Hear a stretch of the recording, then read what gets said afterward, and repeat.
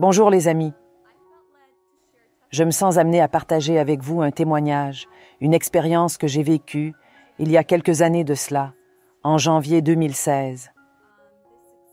J'espère que cette expérience vous bénira, que ce témoignage vous bénira autant qu'il m'a béni.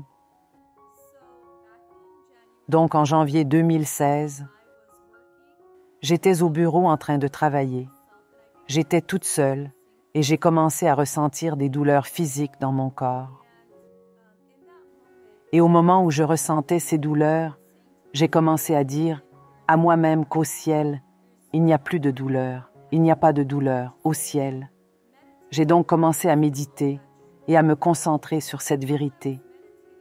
Pendant que je méditais et me concentrais sur cette vérité et sur ces mots, je me suis immédiatement retrouvée à l'instant même debout au ciel.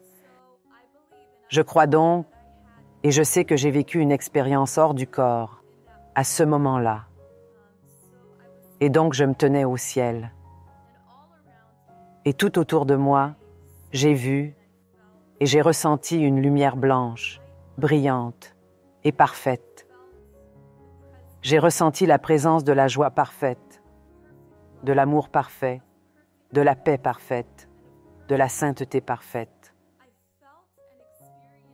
J'ai ressenti et expérimenté la présence de Dieu, la sainte présence de Dieu tout autour de moi et tout à l'intérieur de moi. Comme si tout l'endroit était entouré de la sainte et parfaite, paisible présence de Dieu. Et j'ai vu Jésus-Christ, debout juste à côté de moi, vêtu de blanc. Et Jésus, il se tenait, il est beaucoup plus grand que je ne le suis. Et il a commencé à me parler, à communiquer avec moi, sans mots. Et il a dit, « Ceci est ta maison, ma fille. Tu es une citoyenne du ciel, le ciel est ta maison. » Et il a ajouté, « Tu es sur le bon chemin. Tu es une citoyenne du ciel, ma fille. » Et il a continué à me dire, « Sois dans la joie au milieu de ta souffrance. » Et j'étais comme, tout d'abord, j'étais remplie de joie que Jésus m'a affirmé. Il a confirmé que j'étais une citoyenne du ciel et que j'étais sur le bon chemin. Et j'étais comme, waouh, cela est incroyable. Et puis je lui ai demandé, que veux-tu dire, avoir de la joie au milieu de ma souffrance? Et j'ai juste senti que Jésus souriait et rempli de joie. Il a dit, aie de la joie au milieu de ta souffrance, tu es une citoyenne du ciel, ma fille. Puis il m'a donné l'option à ce moment de rester ou de revenir. Et j'étais comme, que veux-tu dire par là? Je suis si jeune. Je veux gagner des âmes pour toi. Je veux faire des choses incroyables pour ton royaume, Jésus. Je suis trop jeune pour mourir maintenant. Et quand j'ai dit cela, je suis revenue. Je me suis retrouvée dans la chaise. J'étais revenue et j'ai ressenti dans mon corps physique une paix complète et sans aucune douleur. La douleur avait complètement disparu. La douleur que je ressentais avant cet événement avait complètement disparu. Et j'étais remplie et entourée par l'amour et la présence de Jésus-Christ.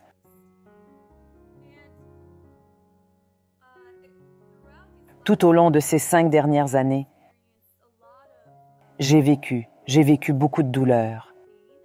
J'ai vécu beaucoup de déceptions, des chagrins, des trahisons et toutes ces choses. Mais au milieu de la souffrance que j'ai vécue, le Seigneur a été fidèle et il marche fidèlement avec moi. Il s'est montré fidèle à moi et m'a constamment rappelé cette expérience que j'ai vécue.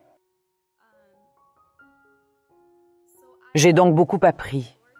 Le Seigneur m'a beaucoup appris à travers la souffrance, à travers les épreuves, à travers les tribulations.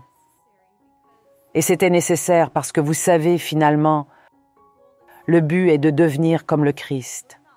Nous ne sommes pas parfaits, mais la chose étonnante est que notre Dieu est fidèle. Notre Dieu est fidèle, notre Dieu est parfait, et notre Dieu est le Dieu qui est avec les cœurs brisés. Il résiste aux orgueilleux, mais il est avec les cœurs brisés.